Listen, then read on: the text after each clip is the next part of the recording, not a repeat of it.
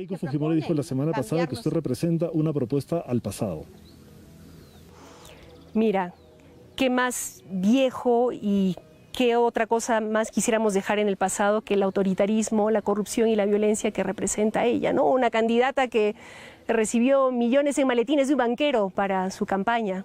Ese es el pasado que nosotros más bien queremos dejar atrás. Hoy, Verónica Mendoza intenta alcanzar por segunda vez la presidencia de la República. Verónica Mendoza fue congresista, es antropóloga, es psicóloga, nació en el Cusco y nos concedió una entrevista a David Gómez Fernandini esta semana.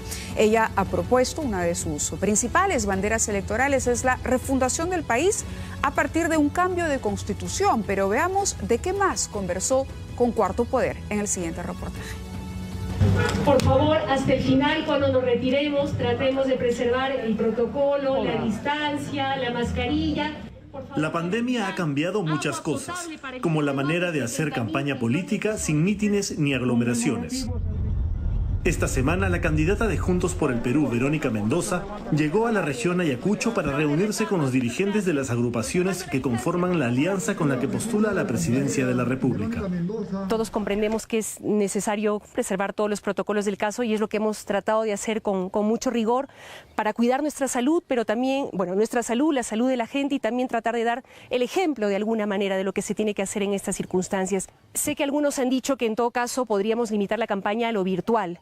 Pero en un país donde el 60% de familias no tiene acceso a Internet, significaría decir que la democracia es solamente para los que tienen Internet, los que tienen plata. ¿Y qué hay de todos los demás? ¿Los dejamos fuera de la democracia?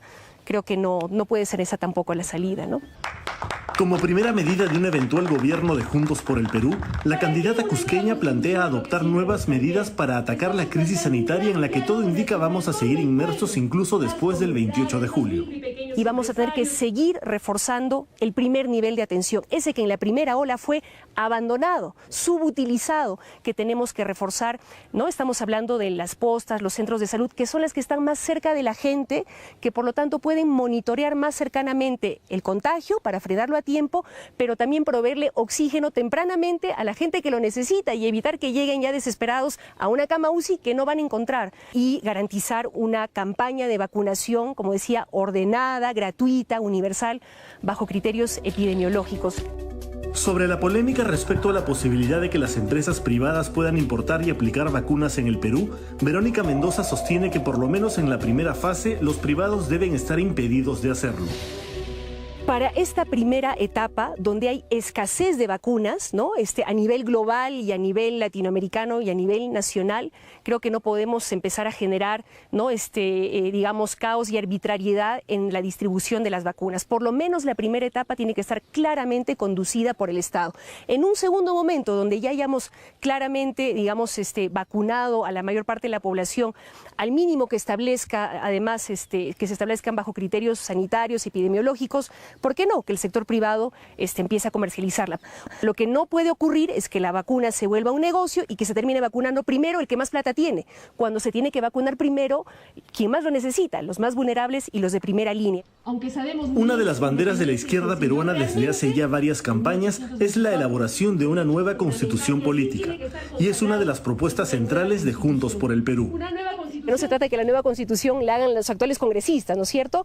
Ni siquiera esta clase política tradicional que claramente está de espaldas a la gente. Necesitamos que se involucre en este diálogo la gente, las comunidades campesinas, los artesanos de aquí, de quinoa, las universidades, las mujeres, los empresarios. Tiene que haber un gran diálogo nacional para que todos juntos definamos cuáles van a ser esas nuevas reglas de juego que van a regir en nuestro país. Y por eso hemos planteado de manera muy concreta, ¿no?, que este 11 de abril, en una segunda urna, se le consulte al pueblo peruano, que no lo decida Cuarto Poder, la CONFIEP, Juntos por el Perú, no, que lo decida el pueblo peruano, si quiere o no quiere una nueva constitución. Creo que ese es el camino más democrático. Una de las modificaciones más importantes que plantea es la referida al capítulo económico. Una reforma con la que se pretende otorgarle al Estado un rol planificador. ¿En qué sectores considera que el Estado debería tener una mayor participación? A ver, por ejemplo, en el sector agrícola y pecuario, creo que el Estado puede tener un rol más activo, por un lado, construyendo, consolidando una banca de fomento agrario que pueda atender además en particular, insisto, a la pequeña agricultura y la agricultura familiar. ¿Por qué? Porque la gran banca privada no le interesa invertir en este sector, no llega aquí a quinoa, ¿no es cierto? Y en las actividades extractivas como la minería, por ejemplo. Lo que planteamos es que el Estado ponga orden y reglas de juego claras, precisamente para evitar los conflictos que hemos visto estallar a lo largo de los últimos años, que han significado además caos para las propias empresas, que ya no saben qué proyecto va, cuál no va, y que han significado además conflicto social y pérdida de vidas humanas. No hay que olvidarlo. Entonces, nos parece que lo más sano es que se haga lo que se llama un ordenamiento territorial. El ordenamiento territorial consiste en realizar un análisis de todo el territorio nacional y decidir qué actividades económicas son más relevantes en cada zona, diseñando un plan de inversiones públicas y privadas dirigido desde el Estado. ¿El Estado les va a decir al empresariado dónde puede invertir y dónde no puede? Claro. A partir de un diálogo previo con el sector privado, necesitamos también del conocimiento de las empresas que tienen de nuestro territorio nacional, de nuestra potencialidad, a partir del diálogo con la gente, con las comunidades, con los municipios. El Estado es el que tiene que definir luego, bajo criterios no arbitrarios, sino claros, ¿no es cierto?, priorizando probablemente los sectores más vulnerables, los sectores que hay que sacar primero de la pobreza, priorizar las más graves brechas de infraestructura, el agua potable, el acceso a Internet, que se ha vuelto fundamental, lo hemos visto en el momento de la pandemia, ¿no? Es el Estado el que tiene que decidir qué inversiones se tienen que priorizar pensando en la gente, en el pueblo. Ese es el rol del Estado. Para reactivar la economía, propone incrementar en 2 puntos del PBI la inversión pública, especialmente en infraestructura sanitaria y educativa. Además, sostiene que este gobierno debería tomar medidas más drásticas para frenar los contagios, acompañadas de la entrega de nuevos bonos familiares.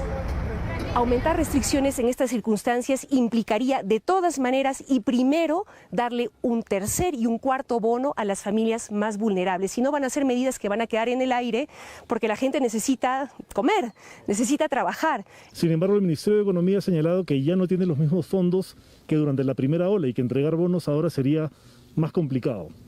Mira, está clarísimo que aún tenemos los recursos necesarios para esto. No estamos hablando de cualquier privilegio, de cualquier circunstancia. O sea, por Dios, parece que el gobierno olvidara, que las autoridades olvidaran que estamos en plena pandemia global. Pero también apoyar la inversión privada con programas de crédito barato para micro y pequeñas empresas, para la agricultura.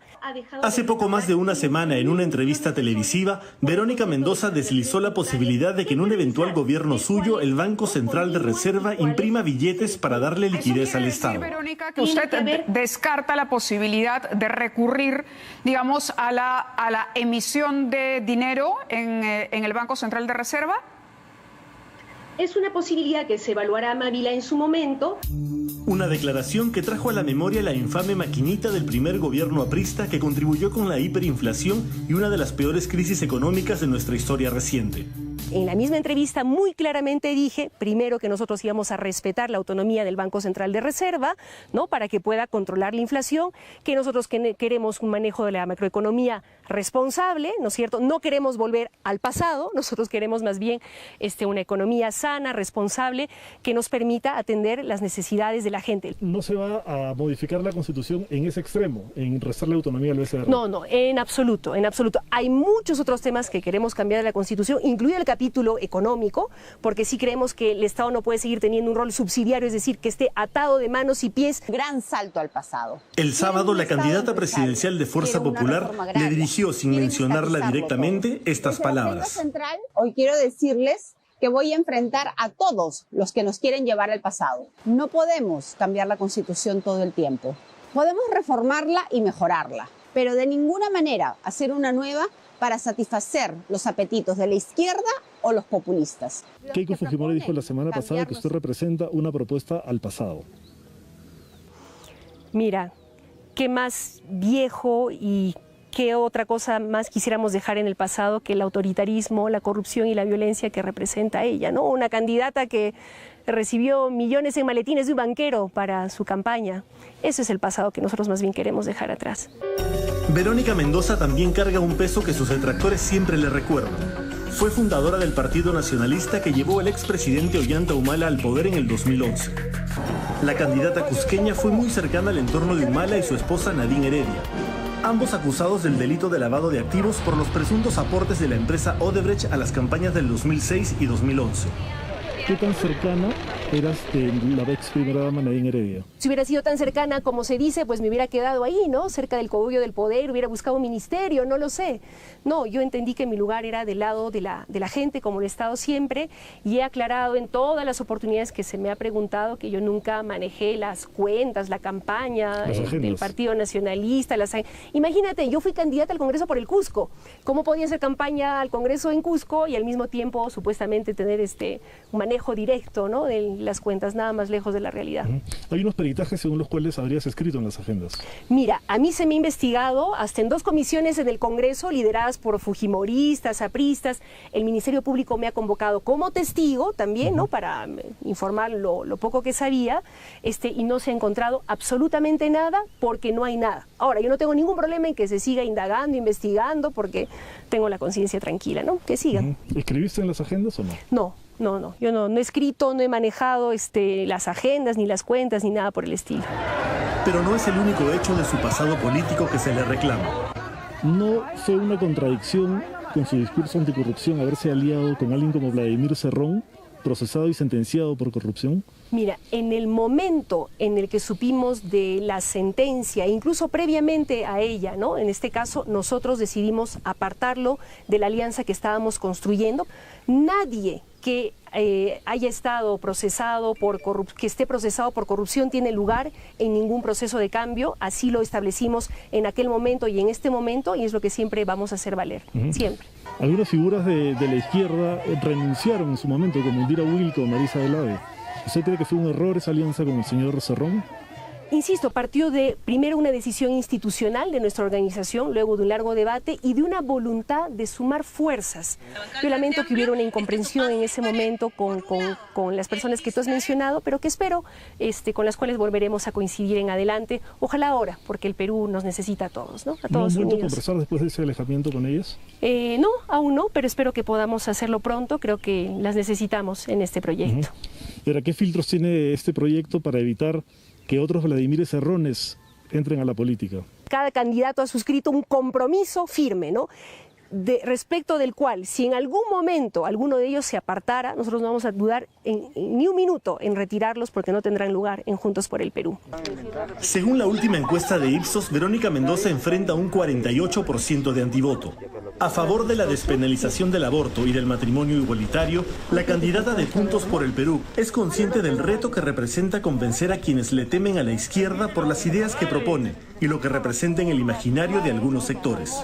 Mucha gente se está dando cuenta que el terruqueo no es una estrategia de miedo de los que no quieren que las cosas cambien. Imagínate, quisieron terruquear incluso a los jóvenes que se movilizaron en noviembre defendiendo la democracia, exigiendo la expulsión, ¿no?, del usurpador de Merino. Creo que cada vez más la gente se está dando cuenta, ¿no?, que ese es una estratagema para asustarnos y dividirnos, pero creo que ya no se van a dejar engañar. ¿Con qué ala de la izquierda se identifica usted? Con todas las izquierdas democráticas que quieren un cambio, con los sectores progresistas, democráticos, ¿no?, con la gente que quiere justicia, igualdad, más allá de las etiquetas que lamentablemente creo que no nos ayudan a entendernos, ¿no? Han sido tan manoseadas que uno ya no sabe qué significa. Justamente en la lista de Ayacucho tenemos a una candidata, Norma Sparren, que es hija de un alcalde de Huamanga, asesinado por Sendero Luminoso. Ese es un ejemplo concreto de cómo más bien nosotros hemos sido víctimas también, al igual que todo el pueblo peruano, de esa guerra interna. Nada más lejano a nosotros. No queremos para nada violencia y más violencia y más dolor en nuestro país. La candidata reconoció que Juntos por el Perú, como coalición de grupos de izquierda, tiene vínculos con otras organizaciones progresistas del mundo de las que reciben asesoría para esta campaña. Puntualmente, el Partido Podemos de España y el Frente de Todos de Argentina, la coalición que llevó al gobierno al actual presidente Alberto Fernández.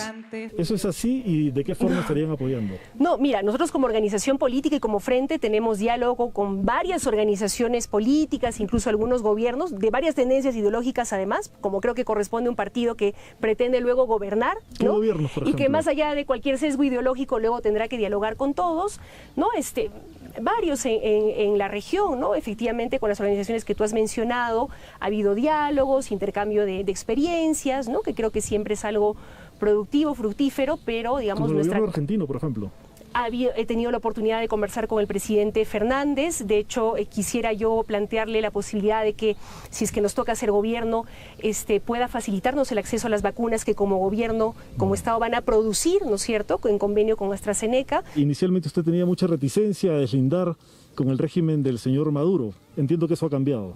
Mira, yo siempre he dicho lo que pienso en el momento que lo pensaba, ¿no? Y en el momento en que la situación se tornó claramente crítica y autoritaria, no tuvimos ningún problema en señalar ese régimen como dictatorial y desmarcarnos totalmente del mismo, ¿no? Y lo hemos hecho en este caso como en cualquier otro, y aprovecho además para reiterar que nuestro proyecto es 100% peruano, no vamos a calcar ningún modelo y tampoco someternos a la política exterior de ningún otro país. Faltan menos de 3 meses para el 11 de abril, pero en los últimos días se ha estado discutiendo la posibilidad de postergar las elecciones si la segunda ola llega a su pico entre febrero y marzo y no da señales de franco descenso para abril. Incluso el expresidente Vizcarra, hoy candidato al Congreso por Somos Perú, ha planteado que los comicios se posterguen hasta el 23 de mayo. Si en algún momento los científicos nos dicen que no hay otra manera que la de postergar las elecciones, si se trata de poner por delante la vida, por supuesto nosotros lo respaldaremos, pero no puede ser pues un eslogan de campaña que se le ocurre a alguien, incluso poniendo una fecha de manera irresponsable y arbitraria, ¿no? De ninguna manera. Es la segunda vez que Verónica Mendoza postula a la presidencia de la República. Según la última encuesta de Ipsos, está en el 4º lugar en las preferencias del electorado con 7% de intención de voto. Pero si consideramos el margen de error del sondeo, es uno de los candidatos que están técnicamente empatados en el segundo lugar y que en las próximas semanas pugnarán por desmarcarse y llegar a la segunda vuelta. Pero también con un fuerte antivoto que intentará revertir en las siguientes semanas. Acá los chicos han dicho que van a votar por nosotros. Muy bien, muy bien, muy bien.